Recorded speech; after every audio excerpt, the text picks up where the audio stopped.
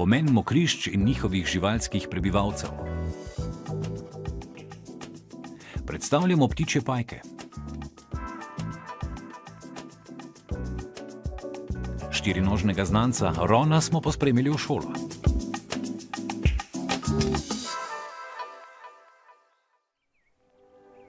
Pozdravljeni v družbi živali in ljudi. V današnji oddaji bomo govorili o mokriščih in o živalih, ki jih srečamo v tem okolju. Z mano je Sebastian Lipar, pozdravljen. Lep pozdrav. Kje se pravzaprav nahajava?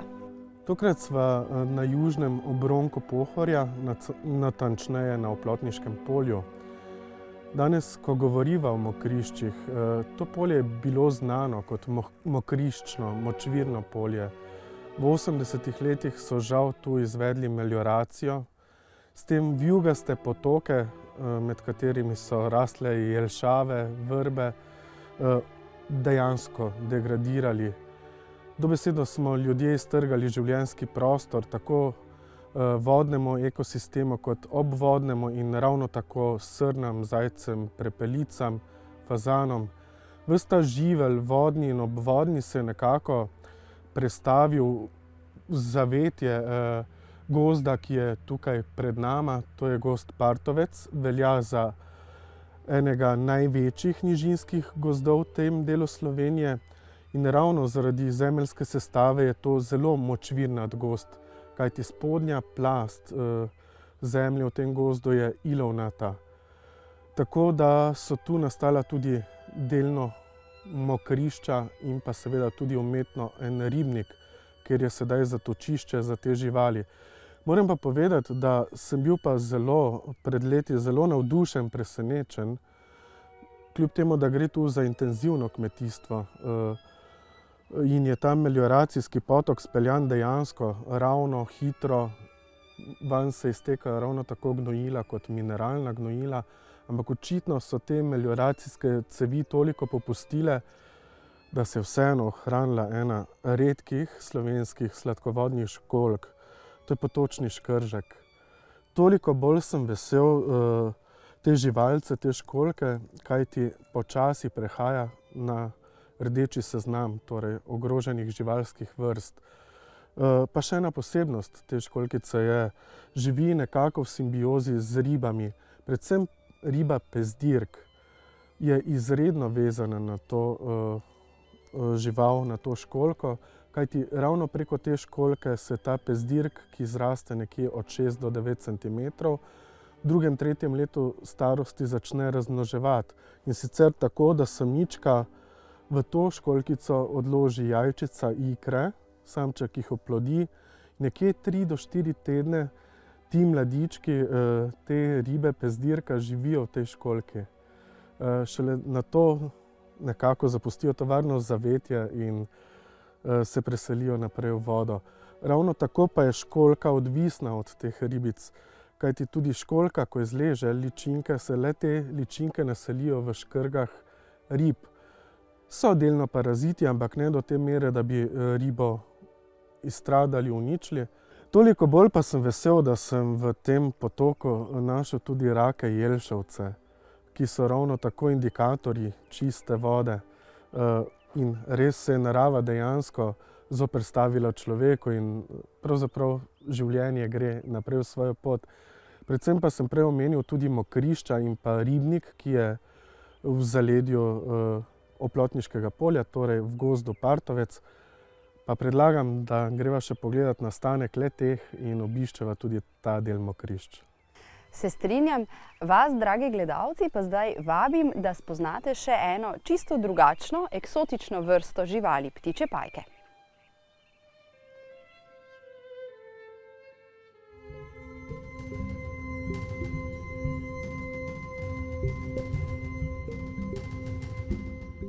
No, ptičje pajke lahko tukaj vidite pri meni. Imamo enih par vrst od Južne Azije do Srednje Amerike.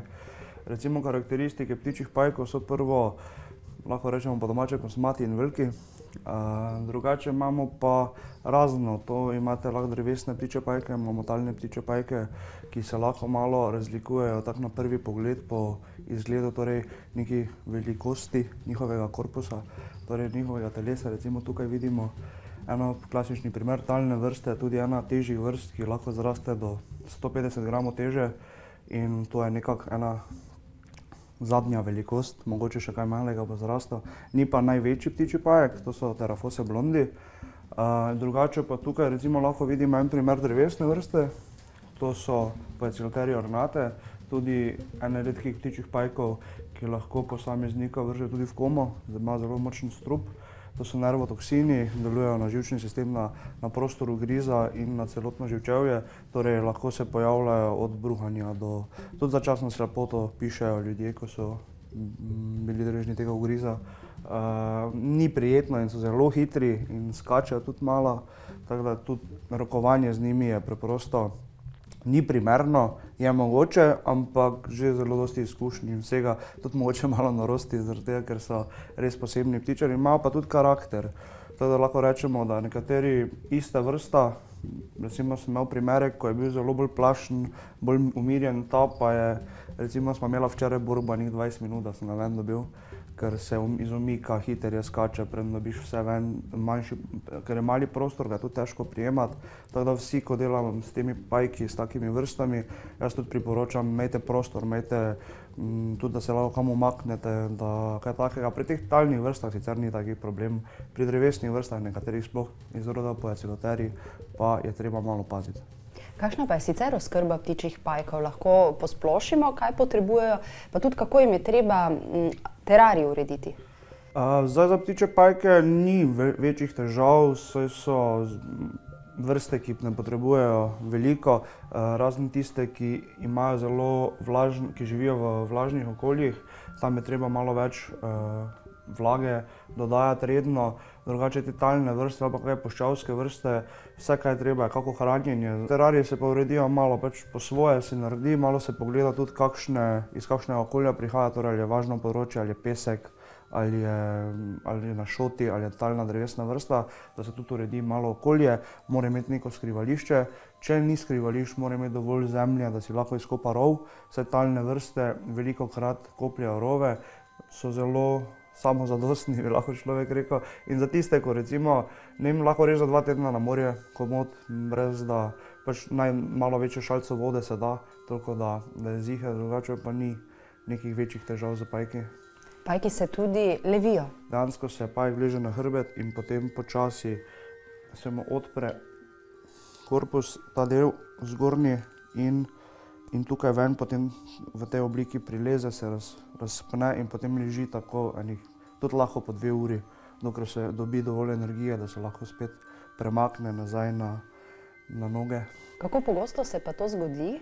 Pri večjih vrstah redko, lahko rečemo tudi na leto.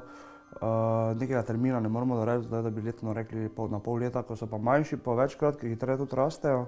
Recimo pri zelo majhnih pajkih se lahko to dogaja tudi na mesece. In tudi odvisno tudi, koliko je hranjena, ker pajku oklep ne raste zraven in zdaj bolj ga hranimo, bolj se razvija, hitreje bo mogel menjati oklep. Kako dolgo pa v povprečju živijo?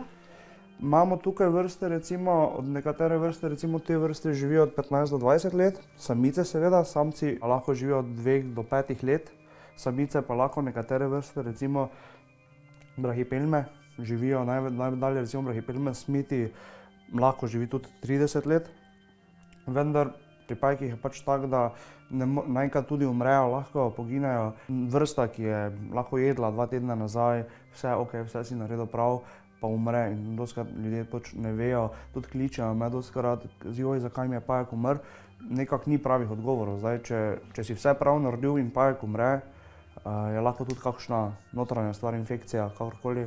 In tudi zanimivost je, da tudi tej vrsti, ko je bil mladič mladič srednje velik, sem enkrat pomotoma priprl 2 nogi, katere se potem odlomili in nove zrastejo v roku 2-3 levitev. Zakaj jih imate vi v vašem domu? Zakaj se ukvarjate z njimi? To je mehanizem narave, ki ko ga opažaš, opaziš, da v taki eni malenkosti, v stvari, ki nima neke presoje, ki ima samo nagon in nagon je vse, kaj ima, pride do razlik v karakterih, pride do razlik v posameznih vrstah, so posebnosti.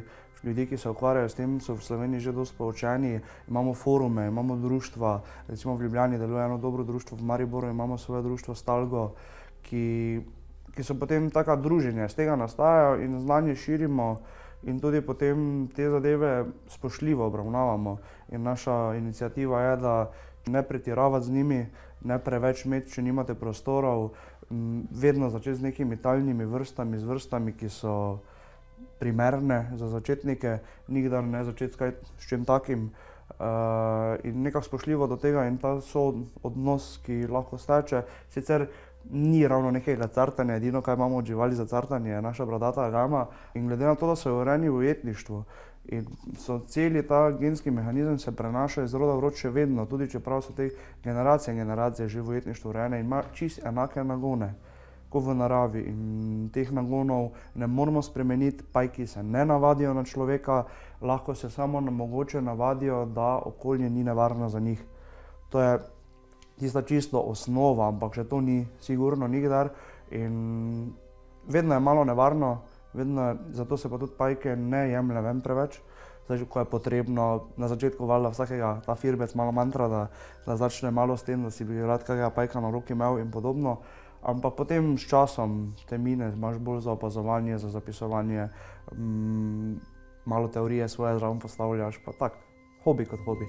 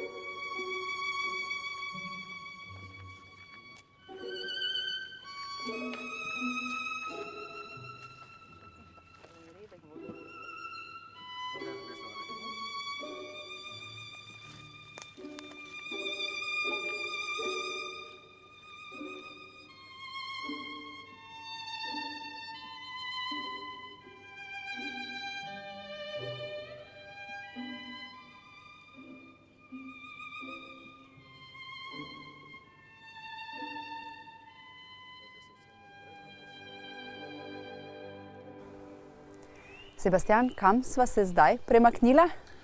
Ja, torej zdaj sva na območju, pravzaprav skoraj v osrčju Partovškega gozda, gozda Partovec. Tu je umetno nastal ribnik. Tega je dal zgraditi oziroma zajeziti grof Vindiš Grec, ki je bil v preteklosti tudi lastnik večine tega gozda. Je pa toliko bolj pomembno to mokrišče oziroma ta del ribnika, ker edino še tu najdemo sklednico, sicer je naseljevala tudi pritoke tega jezera včasih, ampak žal, verjetno ravno onesnaženost in vse ostalo, je tudi to žival skoraj oropalo življenje do te mere, da je skoraj izumrla. Ravno lani smo na teh dveh umetnih otočkih videli dva para, ki sta gnezdila, kar pomeni, da je še upanje tudi za to ogroženo vrsto, te sladkovodne želve pri nas. Ravno tako pa je ob prehodih v jeseni tu tudi počivališče gosi, ki prihajajo iz severa proti jugu, ravno tako je prisotna bela siva čaplja, seveda tudi ptice ujede. V ribniku samem pa ob večerih res slišimo ogromno žab in ravno to je tisto, kar ljudje, ko pridejo, kakorkoli zaidejo na to območje, vedno rečejo, wow, kaj takega pa že dolgo ne. Včasih ljudje iz lastne koristoljubnosti naredimo kaj dobrega, tako je z kotanjami, ki so nastale v tem okolju.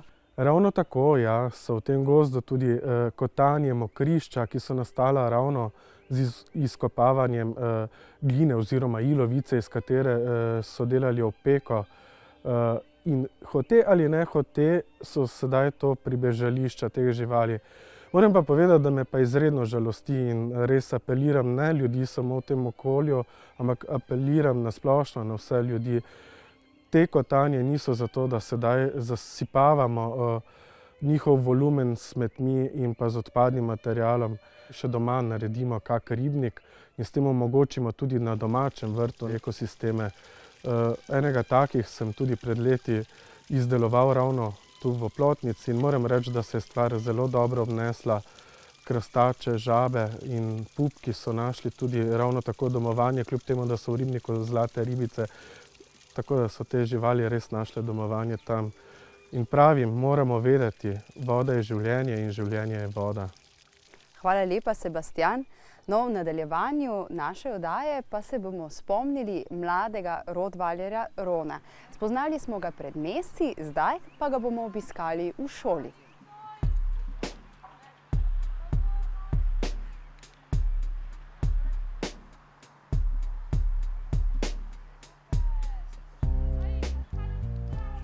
Ja, kot vidite, naš Ron je zdaj že kar velik kuža, v bistvu odrasli. Star je 10 mesecev in sedaj smo v šoli. Kako vama gre? Glede na to, da smo 3 mesece v zaostanku, smo v bistvu enakovredna za skupino. Tako da sem kar srečna in zadovoljna.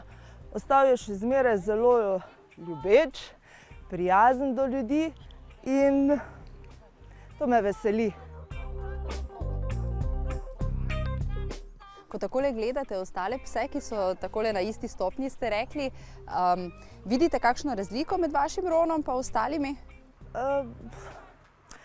Poudarila bi mogoče to, da je moj Ron izmed vseh pasem, ki jih tule lahko vidite, najbolj miren in praktično nimam nobenih težav z njim, da bi lahko rekla, da kakšno agresivo kaže.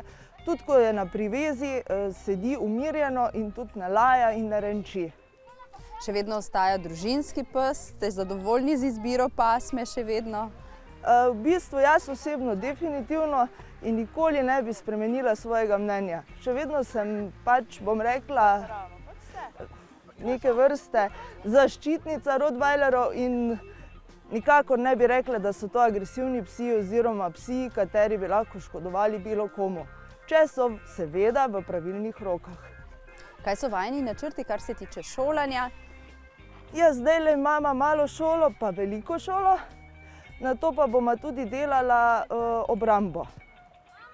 In seveda tudi lepotne podvige delava, tako da sva kar uspešna, bom rekla. Kaj vam pomeni ta čas, ki ga takole z Ronom preživljate na šolanju? Doma smo veliko skupaj in otroci in ta posebni čas, tale urca, ko je samo namenjena nama, mi pa največ pomeni.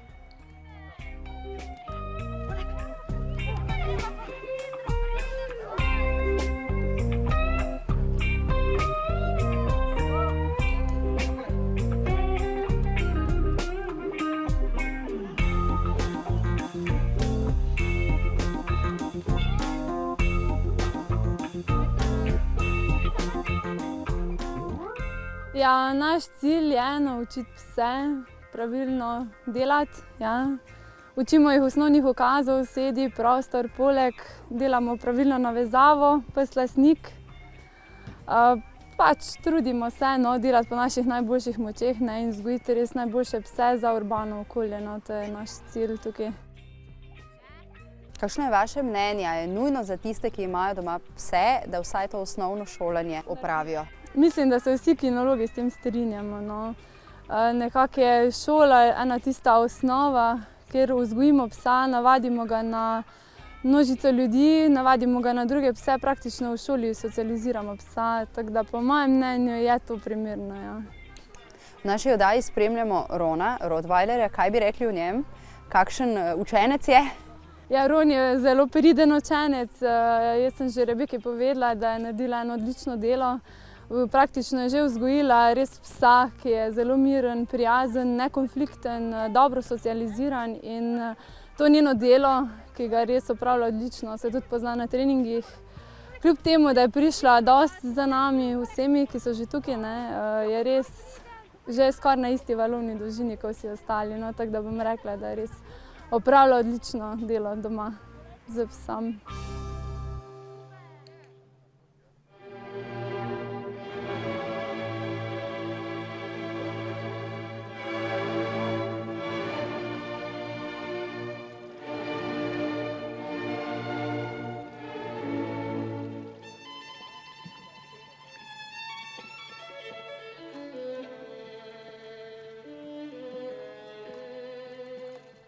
V današnji oddaji spoznavamo mokrišča. Spoznali smo že kotanje, ki jih je naredil človek, danes pa so pribežališče za vodne živali. Deloma so te kotanje nastale, gospod Roman, zaradi cerkve, ki stoji za nama. Kakšna je zgodba?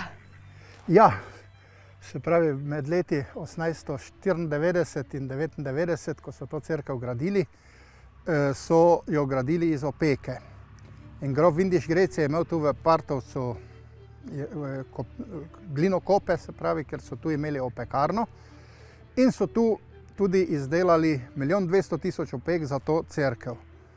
In s tem so seveda te kotanje nastale, pozneje je to se napolnilo z vodo in ker je zgleda ilovica zelo globoka, je to zatesnilo toliko, da je voda še danes in so še danes, se pravi, kotanje polne vode ali pa vsaj take močvirnate. No. Tudi tukaj ob cerkvi imate manjši ribnik. Koga vse lahko tukaj srečamo, kar se tiče živali, in zakaj ste se odločili, da to tukaj postavite? No, željo sem imel, da bi imel ribnik, ker mi je voda zelo pomirja in to je bila prva ideja. Potem smo nekako želeli, da bi tu okrog smo zasadili različne te močvirske povodne rastline in smo potem tudi naselili noter nekaj zlatih ribic, tako da je bilo malo živega. Žabe so prišle same, kači pastirji. Potem so pa prišle še te race, mlakarice. Te pa so potem uničile vse, kar je bilo zelenega oziroma cvetočega, tako da je zdaj malo bolj rastlinja manj. So pa zato račke toliko bolj živahne, pa še glasne, tako da jih še lahko zraven poslušamo, ne samo, ko pridejo spomladanski ali poletni žabji koncerti, kar je meni zelo lepo. Nekateri sosedi sicer malo jamrajo, da je preglasno. Gre, vedno jih je popolno tu, potem tistih zelenih žab. No, to so v glavnem, popolno je teh raznih, ne vem, hrbtoplovci ali kako se jim reče, da tem malim, ko plavajo. Zanimivo pa je to, da te ribe in race, da pojejo vse ličinke od komarjev, tako da komarjev pa tu sploh nimamo. No in ravno zato, ker so te race prišle sem, smo imeli tudi v ribniku polno lokvanjev. Smo morali še en ribnik zraven narediti za lokvanje, da smo jih rešili pred račjimi kluni. Zdaj pa smo videli, da bo treba še neko zaščito narediti, ker so jih že tam odkrile in jih hodijo jest. No. Vam veliko pomeni, da lahko to sožitje med vodnimi živalmi in pticami takole opazujete, tako rekoč na svojem dvorišču? Ja, zelo veliko. Posebej, ko se to v tole utico vsedem. Gledam tudi golobi, ki so tu okrog cerkve, prihajajo na te kamne pit. Tako da stalno se nekaj dogaja. No. Zanimive so pa te divje race, ki so bile celo zimo tu. In bolj, ko je bilo po zimi mrzlo, bolj hitro so sem pa tja plavale, da jim voda ni zamrznila, tako da zgleda, da so prav načrtno si ohranjale nezamrznjeno gladino. Ne. In niso potem nikamor odletele, skozi so bile tu, 6 jih je bilo, no zdaj pa 3 so pa zdajle spomladi pa že šle. Tako da zgleda, da so se zaljubile malo drugačne glih v tiste, s katerimi so tu živeli.